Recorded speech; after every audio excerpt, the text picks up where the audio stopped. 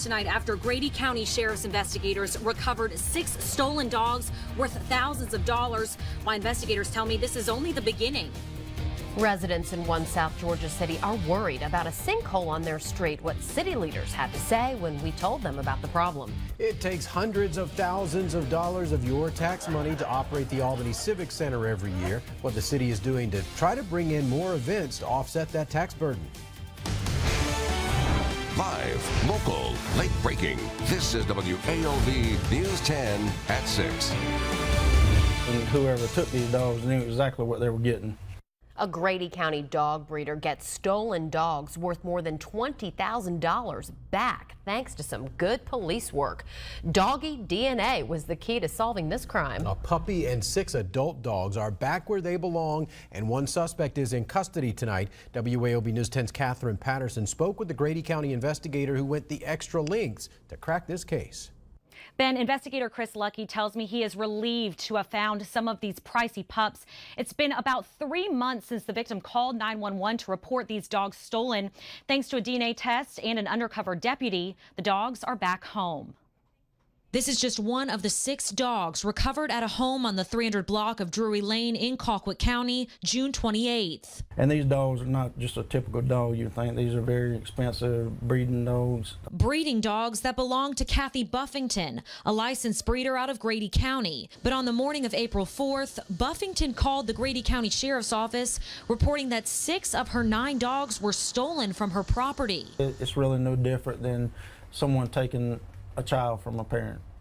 This is exactly how she looked at it, and that's why I knew it was important to her, and it was reported to our agency. So investigators went to work checking social media and other websites for dogs for sale that resembled Buffington's. If that's the process that we have to go through, and the lengthy process, then that's what we're going to do. Fortunately, Buffington told detectives that one of the dogs that was stolen was pregnant and would be giving birth soon. And just so happened we came across some puppies that were posted that were consistent with the due date of one of the females that was taken that night. And on June 20th, an undercover deputy purchased this puppy from 49-year-old Patty West in Colquitt County. And in order to prove the puppy was birthed by the stolen dog, investigators took DNA from the puppy and DNA from the father, who was still at Buffington's home. It was a match. Clearly shows that it can be done, and it will be done if there's a possibility that we can, in that position where we can.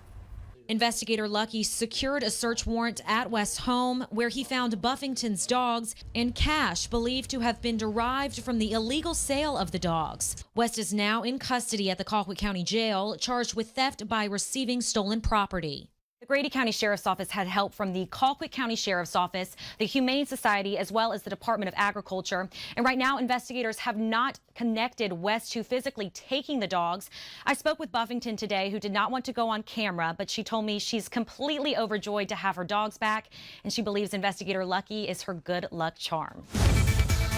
New details tonight on the Berrien County Sheriff's seat. We've learned interim Sheriff Ray Paulk qualified today to run as an independent in November. Frank Swanson and Rick Brown also qualified in the race.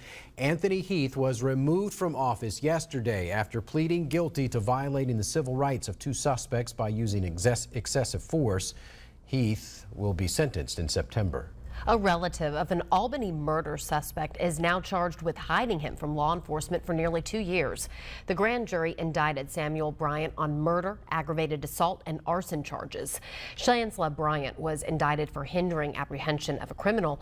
Prosecutors say in November 2014, Bryant threw a Molotov cocktail into an apartment on Clark Avenue, trying to attack a girlfriend and the man she was with, but he targeted the wrong apartment, and the fire killed Cordell Brown. The allegations are that Shansla Jackson Bryant harbored him even though he was a known fugitive. That in and of itself is a potentially 1 to 5 year sentence. Bryant, you're charged. Samuel Bryant is being held without bond at the Doherty County Jail while awaiting trial. Shansla Bryant is free on bond. New at 6, police in Fitzgerald are looking for crooks who took an elderly woman's wallet at Walmart and stole her identity.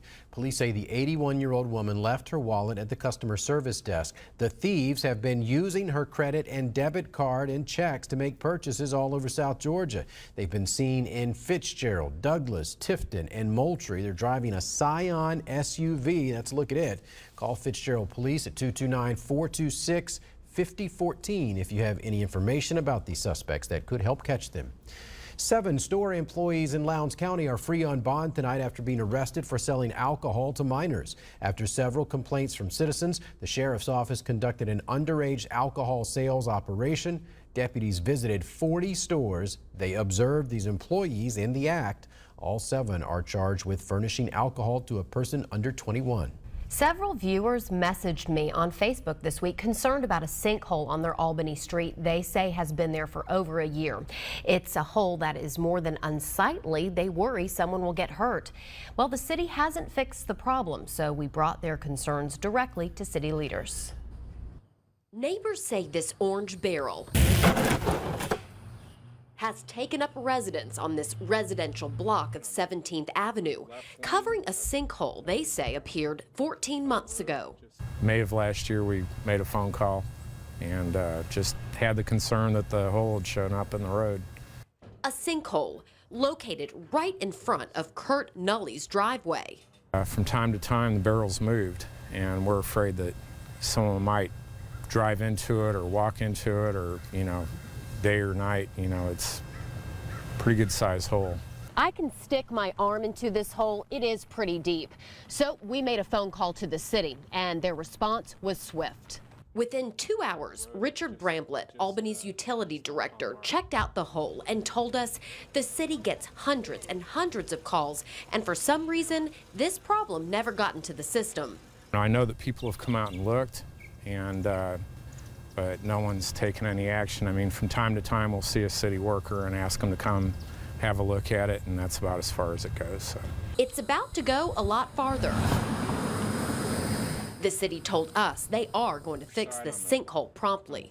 It could be a really bad day for somebody. I mean, if you hit that at 30 miles an hour, it'd probably take your whole front end out. Well, the city's utility director, Richard Bramblett, told us the sinkhole will be repaired next week. Bramblett also wants citizens to call the city's 311 information line with problems, including delayed repairs like the sinkhole. If there's a concern you want investigated, reach out to me on my WALB Facebook page. You can message me there. Melissa, we'll get some action. We'll see. I'll try. Tonight, WAOB is recognizing the men and women who serve our country when you can catch our special honoring our military heroes. Plus, this year's state legislative session brought several new laws for Georgia. Details on a few that go into effect tomorrow. And Albany leaders are looking for ways to utilize the biggest venue in South Georgia more. A special report on how they're trying to boost revenue at the Civic Center.